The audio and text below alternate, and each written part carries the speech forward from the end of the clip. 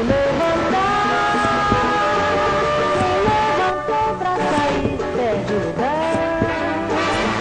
ومرحبا بكل أحباب هذه الأمسية بعد هذه الإطلالة الشعرية بضيفنا العزيز في داخل الاستوديو الشاعر محمد أبو القاسم محمد سليم. إذن مرحبا بكم على عتبات الدخول. بصمة الشقاي،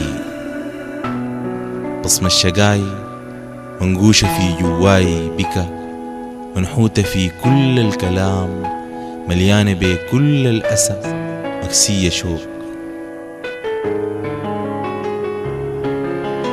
بصمة الشقاي ما بتتنسى، بصمة الشقاي ما بتتنسى، بصمة الشقاي ما بتنمحي، كانت معاي وفاتت بعيد، يوم الأماني غرقت دموع وفاض الحنين.